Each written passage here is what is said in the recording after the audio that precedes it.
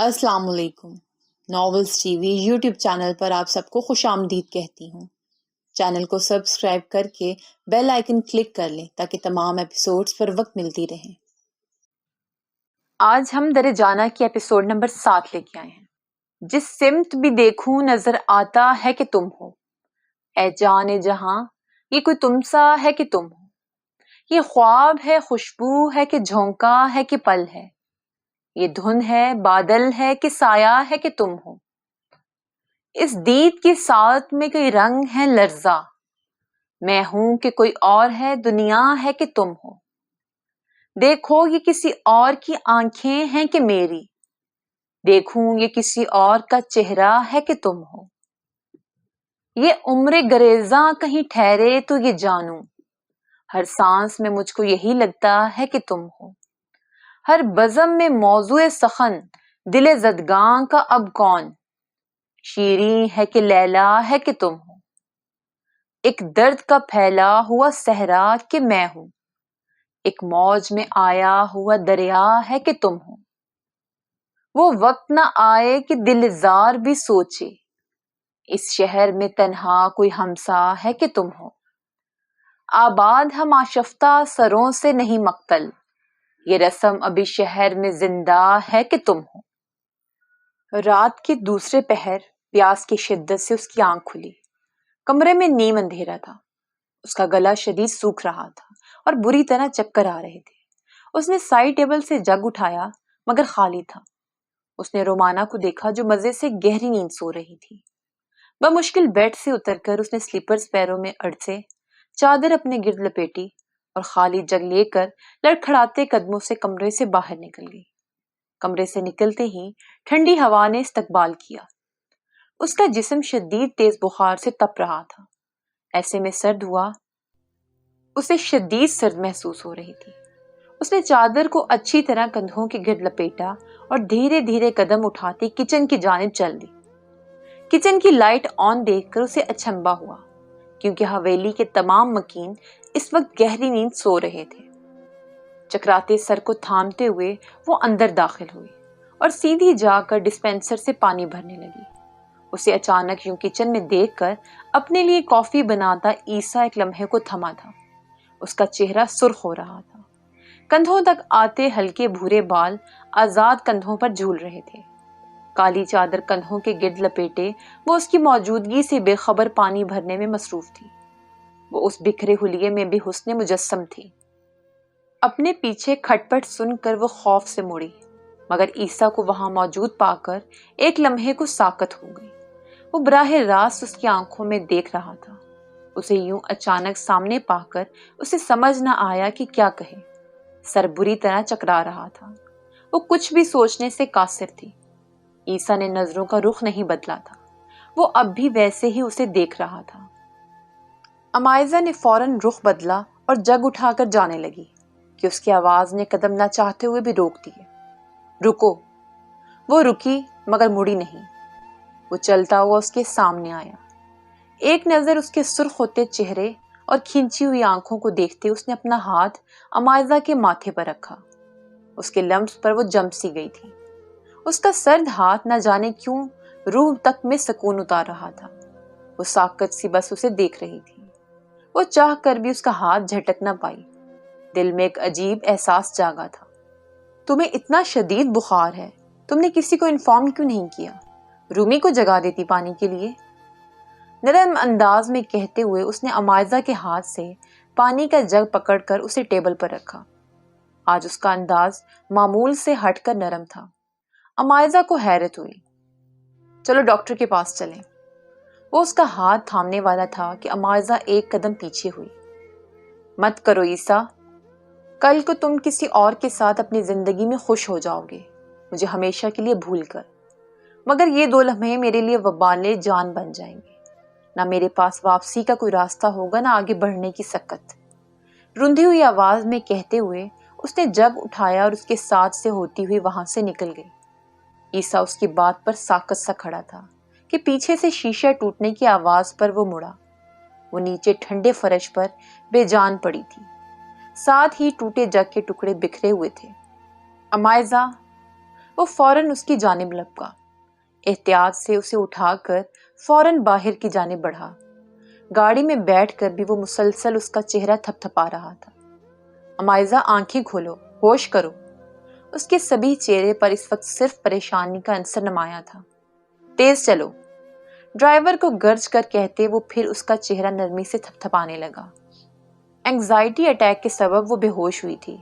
اب سکون آور دوا کے زیر اثر وہ سکون سے سو رہی تھی۔ بخار کی حدت بھی کچھ کم ہوئی تھی۔ وہ بیڈ کے ساتھ پڑی کرسی پر بیٹھا یک ٹک اس کے ہلکے گلابی چہرے کو دیکھ رہا تھا جس میں زردی گھلی ہوئی تھی۔ وہ سمجھنے سے قاصر تھا آخر اس لڑکی میں ایسا کیا تھا جو اس کی تکلیف عیسیٰ سے دیکھی نہیں جاتی تھی۔ وہ دل کو پھرولتا تو صرف انادل کا نام ہر جگہ پاتا، تو پھر امائزہ نے کس حصے پر قبضہ کر لیا تھا؟ وہ نہ اسے چاہتا تھا نہ چھوڑنے پر آمادہ تھا۔ اس نے زندگی بسانے کا بچپن سے اب تک صرف انادل کے ساتھ سوچا تھا، تو پھر امائزہ کون تھی؟ وہ کیوں اس کے لیے اہم ہوتی جا رہی تھی؟ پھٹتے سر کے ساتھ سوچتے ہوئے وہ وہاں سے اٹھ کھڑا ہوا۔ باہر آ کر اس نے سگریٹ سلگا لی۔ ایک کے بعد دوسری پینے پر بھی جب اندر کی تلخی کم نہ ہوئی تو واپس اندر چلا آیا۔ وہ اب بھی ویسے ہی سو رہی تھی۔ I don't have time for distractions right now۔ اس کے چہرے کی جانب دیکھتے ہوئے اس نے سر جھٹک کر سوچا، جیسے ہی انادل مجھے مل جائے گی مجھے یقین ہو جائے گا وہی میرے لیے اہم ہے۔ میں کبھی اپنی زبان سے نہیں پھر سکتا۔ سوچتے ہوئے اس نے موبائل نکالا اور شیر خان کا نمبر ڈائل کر کے موبائل کان کو لگایا۔ دوسری ہی بیل پر کال اٹھا لی گئی۔ رسمی سلام دعا کے بعد وہ مدعے کی بات پر آیا۔ کہاں تک پہنچا کام؟ وہ آہستہ آواز میں پوچھتا اٹھ کر کھڑکی کے پاس آ گیا تھا۔ مجھے اس بندے کا پتہ مل گیا ہے، بس کل جانا ہے۔ خبر لیتے ہی فوراً مجھے کال کرنا۔ کال کاٹ کر اس نے گھڑی میں وقت دیکھا جو صبح کے 4 بجا رہی تھی۔ اس نے انا کو کال ملائی۔ خیریت بچے، اس وقت؟ طبیعت تو ٹھیک ہے۔ کال اٹینڈ کرتے ساتھ ہی انا کی پریشان آواز پر اس نے ماتھا مسلا۔ انا میں بالکل ٹھیک ہوں، بس امائزہ کو تیز بخار ہو گیا تھا تو میں ڈاکٹر کے پاس لے آیا۔ اب دوائی لے کر سکون سے سو رہی ہے۔ وہ جاگے گی تو ہم واپس آ جائیں گے، آپ پریشان مت ہونا۔ اس نے سرسری انداز میں کہا۔ تم اسے لے کر اکیلے گئے ہو؟ انا کے سوال پر وہ ٹھٹکا۔ تم جانتے ہو نا ہمارے یہاں یوں کسی نامحرم کو چھونا کتنا مایوس سمجھا جاتا ہے۔ انا کے لہجے میں تنبیہ تھی مگر وہ انہیں سچائی بتانے سے قاصر تھا۔ انا، وہ ہوش کھو بیٹھی تھی، کوئی اور اس وقت جاگ بھی نہیں رہا تھا۔ میں موجود تھا کچن میں۔ جب وہ پانی لینے آئی تو میرا فرض بنتا تھا اس کی جان بچانا۔ ایسے حالات میں تو مذہب بھی اجازت دیتا ہے۔ حقیقت بتانے سے وہ بلا شبہ قاصر تھا مگر صفائی بیان کرنے سے ہرگز نہیں۔ اس کے جواب پر انا خاموش ہو گئی۔ کوشش کرنا روشنی ہونے سے قبل واپس آ جاؤ تاکہ لوگوں کو بات بنانے کا موقع نہ ملے۔ انا نے نرمی سے تنبیہی انداز میں کہتے خدا حافظ کہہ کر کال کاٹ دی۔ وہ ان کا کنسرن بخوبی سمجھ رہا تھا مگر حالات بیان کرنے سے قاصر تھا۔ وہ واپس مڑا تو دیکھا وہ جاگ چکی۔ ڈسچارج سلپ بنوانے تک وہ بالکل خاموش رہا۔ ڈسچارج سلپ بنوا کر واپس آیا۔ اب چلیں؟ اس کا لہجہ سپاٹ تھا۔ امائزہ نے اس کا چہرہ دیکھا جہاں بیگانگیت کا ہر رنگ موجود تھا۔ وہ زیر لب خود ترسی سے مسکرائی۔ وہ اٹھنے لگی مگر چکر آنے کے سبب واپس وہیں بیٹھ گئی۔ میرا ہاتھ تھام لو، عیسیٰ نے بیزاریت سے کہتے اپنا ہاتھ آگے کیا۔ نہیں، وہ سپاٹ انداز میں کہے دوبارہ اٹھ کھڑی ہوئی۔ میں صرف مدد کی کوشش کر رہا ہوں۔ اسے لڑکھڑاتے قدموں سے چلتے دیکھ کر وہ صرف انچ کے فاصلے پر چل رہا تھا۔ اور مجھے تم سے کوئی مدد نہیں چاہیے، جتنی کر چکے ہو اتنی کافی ہے۔ عیسیٰ کا ہاتھ ایک مرتبہ پھر جھٹکتے ہوئے وہ نحیف انداز میں بولی، ہاں لیکن مجھے مدر ٹریسا بننے کا بہت شوق ہے۔ وہ بضد ہوا اور اس کی حالت دیکھتے ہوئے اس کا ہاتھ مضبوطی سے تھام کر اسے سہارا دے چکا تھا۔ اب امائزہ کی مزاحمت بھی ناکام تھی۔ وہ بے بسی سے اسے دیکھ کر رہ گئی۔ واپسی کا راستہ خاموشی سے کٹا تھا۔ حویلی پہنچ کر وہ گاڑی سے اتر کر خود ہی اندر چلی آئی۔ انا سامنے ہی بیٹھی تھی۔ اسے دیکھتے ہی پریشانی سے اٹھتی اس تک آئیں۔ کیا کر لیا بچے؟ ایک رات میں سارا خون نچڑ گیا ہے۔ اس کے چہرے کو پیار سے سلاتے انہوں نے اس کا زرد رنگ دیکھتے تشویش سے کہا۔ ان کی محبت پر نہ چاہتے ہوئے بھی وہ ایموشنل ہو گئی۔ وہ وہیں ان کے گلے لگ کر رونے لگی۔ انا پریشان ہو گئی۔ کیا ہوا بیٹے، سب ٹھیک ہے؟ عیسیٰ نے کچھ کہا ہے؟ اس کی پیٹھ نرمی سے سہلاتے ہوئے وہ پریشانی سے پوچھ رہی تھی۔ نہیں انا، بس میں بیماری سے گھبرا گئی تھی۔ دل کا غبار ہلکا کر کے وہ آنسو صاف کرتے بولی۔ انا مسکرا دی۔ گھبرانے کی کیا بات ہے بیٹا، سب ٹھیک ہو جائے گا۔ اس کے علاوہ اگر کوئی اور پریشانی ہے تو مجھے بتاؤ۔ نہیں، اور کوئی بات نہیں ہے، نظریں چراتے اس نے کہا۔ ٹھیک ہے بیٹا، جاؤ جا کر اپنے کمرے میں آرام کر لو، میں سوپ بنوا کر بھیجتی ہوں۔ محبت سے اس کا چہرہ تھپک کر کہتے وہ کچن کی جانب بڑھ گئی۔ عیسیٰ کو اندر آتے دیکھ کر اس نے فوراً اپنے کمرے کا رخ کیا تھا۔ وہ لب بھینچ کر رہ گیا۔ اپنے کمرے کا رخ کرتے اس کی نظروں نے امائزہ کا کوریڈور کے آخری سرے پر غائب ہوتے تک پیچھا کیا تھا۔ ناشتے کی میز پر امائزہ کے علاوہ سب موجود تھے۔ رومانہ تو صبح اسے دیکھ کر شدید پریشان ہو گئی تھی، مگر پھر انا نے بتایا تو کچھ تسلی ہوئی۔ وہ چائے کا کپ اٹھانے لگا تھا جب موبائل کی آواز پر کپ واپس رکھتے کال اٹینڈ کر کے موبائل کان سے لگایا۔ کال سنتے ہی اس کے چہرے کا رنگ بدلا تھا۔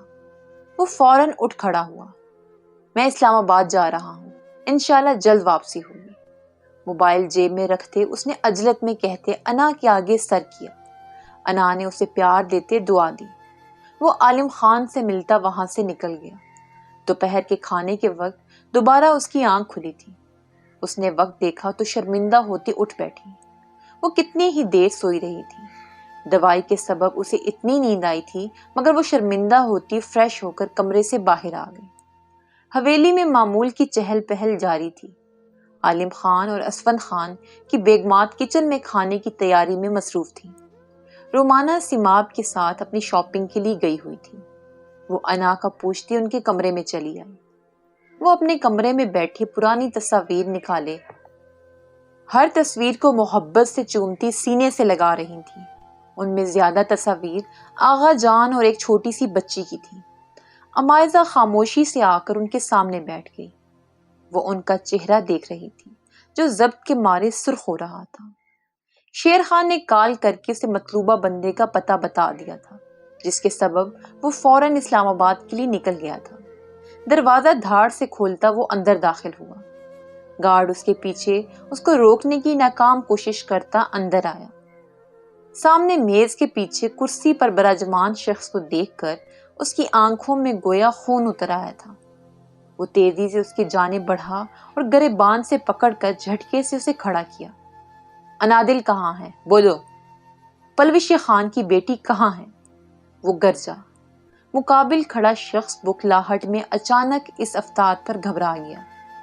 پلوشے کے نام پر اس نے حیرت سے عیسیٰ کو دیکھا جو سفید حویلی کا مکین لگ رہا تھا۔ بھاگ گئی اپنے عاشق کے ساتھ۔ ملک عباس نے اپنا گریبان چھڑواتے ہوئے نفرت و حقارت سے کہا۔ ایک لمحے کو وہ تھم سا گیا۔ نہیں، میری انادل ایسی نہیں ہو سکتی، انا کی بیٹی ایسی نہیں ہو سکتی ہے۔ سوچتے ہوئے وہ ایک بار پھر اس پر جھپٹا۔ جھوٹ بولتے ہو تم، بولو پلوش خان کی بیٹی کہاں ہے؟ کیا کیا ہے تم نے اس کے ساتھ؟ وہ جنونی بنا چلا رہا تھا۔ شیر خان نے اسے تھامنے کی کوشش کی، مگر وہ قابو سے باہر ہو چکا تھا۔ وہ جا چکی ہے اپنی مرضی سے نکاح کر کے، میرا اس سے کوئی واسطہ نہیں رہا۔ اس نے اپنا گریبان پھر سے اس کی گرفت سے نکالتے ہوئے جارحانہ انداز میں کہا۔ بکو مت، انا کی بیٹی ایسی نہیں ہو سکتی۔ میز پر ہاتھ مارتا وہ دھاڑا۔ وہ ایسی ہی تھی، تمہیں یقین نہیں آتا تو جا کر علاقے والوں سے پوچھ لو۔ میری عزت کا رائتا کر دیا اس لڑکی نے۔ ملک عباس کے لہجے میں شدید نفرت تھی۔ وہ پتھر کا ہو کر رہ گیا۔ اس کی انادل کیسی نکلی تھی؟ کچھ لمحے وہ یوں ہی ساکت کھڑا رہا۔ اب وہ انا کو جا کر کیا جواب دوں گا؟ ان کی بیٹی کیسی ہے؟ وہ تو جیتے جی مر جائیں گی۔ اس کی موت کی خبر پر شاید انہیں تسلی آ جائے، مگر زندہ ہونے کے باوجود وہ اپنی بیٹی سے مزید دوری برداشت نہیں کر پائیں گی۔ اب جس امید پر وہ زندہ ہیں اگر میں نے وہ بھی کھینچ لی تو پھر؟ اور پھر سے آگے ایک بڑا سوالیہ نشان تھا۔ چند ثانیے بعد وہ جنونی انداز میں ملک عباس کی جانب بڑھا۔ مجھے بتاؤ اسے کون لے کر گیا ہے، میں خود اسے ڈھونڈ نکالوں گا اور تمہیں غلط ثابت کر دوں گا۔ پلوش خان کی بیٹی ایسی نہیں ہو سکتی۔ تم نے جو انا کے ساتھ کیا وہی ان کی بیٹی کے ساتھ کیا۔ نہ تم اچھے شوہر بنے نہ اچھے باپ، مردانگی کی توہین ہو تم۔ اسے گریبان سے جھٹکا دیتے وہ آپا کھو بیٹھا تھا۔ شیر خان نے اسے سنبھالنا چاہا مگر ناکام رہا۔ حد کے دائرے میں رہو لڑکے، میں نہیں جانتا اسے کوئی لے گیا یا وہ خود کسی کے ساتھ چلی۔ خبردار، خبردار جو دوبارہ اس کے لیے اس انداز میں بات کی، زبان کھینچ لوں گا۔ اس کی بات درمیان میں کاٹ کر عیسیٰ غرایا۔ مجھے اس بندے کا پتہ بتاؤ۔ وہ فیصلہ کرتا آگے بڑھا۔ میں مزید نہیں دہراؤں گا، میں کچھ نہیں جانتا سوائے یہ کہ وہ جا چکی ہے۔ ملک عباس کے جواب پر عیسیٰ کا دماغ گھوم گیا۔ کیسے باپ ہو تم؟ جسے اپنی بیٹی کا علم نہیں وہ کہاں کس حال میں ہے؟ وہ حیرت و غصے سے چیخا۔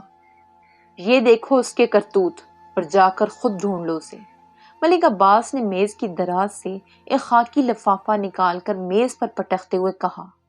فوراً لپک کر لفافہ اٹھا کر اس نے کھولتے ہوئے ایک نظر ملک عباس کو دیکھا جو نظریں جھکائے کھڑا تھا۔ لفافہ کھولتے ہی اس کے قدموں تلے سے زمین سرکی تھی یا آسمان کی چادر اس کے سر سے کھینچ لی گئی تھی۔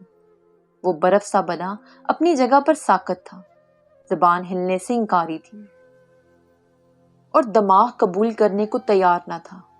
عیسیٰ خان چاروں خانے چت ہوا تھا۔ بے اختیار اس نے سانس لینے کی کوشش کی تھی مگر وہ سانس نہیں لے سکا تھا۔ کیا ہوا؟ آپ کی طبیعت ٹھیک ہے؟ وہ پریشان ہوتے ان کا ہاتھ تھام کر بولی۔ ان کے گال آہستہ آہستہ بھیگنے لگے تھے۔ گہرا سانس بھر کر انہوں نے اس بات میں سر ہلایا۔ میں ٹھیک ہوں بیٹا، بس کبھی ماضی کے دریچے کھل جاتے ہیں تو وہی کھنکھار چہچہاہٹ سنائی دینے لگتی ہے اور دل بند ہونے کو آتا ہے کہ نہ جانے میری بچی کہاں کس حال میں ہوگی۔ ہاتھ نے پکڑی تصویر سینے سے لگائے وہ گلوگیر لہجے میں بولی۔ ان کی حالت پر مائزہ کا دل پسیج گیا۔ اس نے رومانہ سے مختصراً ان کی طلاق اور اولاد چھن جانے کے دکھ کے بارے میں سنا تھا اور عیسیٰ کی ہونے والی بیوی کا علم بھی ہوا تھا، مگر آج ان کی یہ حالت دیکھ کر اسے بہت دکھ ہو رہا تھا۔ وہ ٹھیک ہوگی، اپنی زندگی میں خوش ہوگی، آپ فکر مند مت ہو پلیز۔ ان کے ہاتھ کی پشت سہلاتے وہ فکر مند انداز میں بولی اور تصویر ان کے ہاتھ سے لے کر سائیڈ پر رکھنے لگی تھی مگر تھم گئی۔ آنکھوں میں بے یقینی ابھری تھی۔ اس کے چہرے کا رنگ بدلنے لگا۔ یہ کون ہے؟ بمشکل ہمت مجتمع کر کے وہ بولی۔ اس کی آواز کسی کھائی سے آتی محسوس ہو رہی تھی۔ یہی میری بیٹی ہے، انادل۔ انا کے الفاظ گویا بجلی بن کر اس پر گرے تھے۔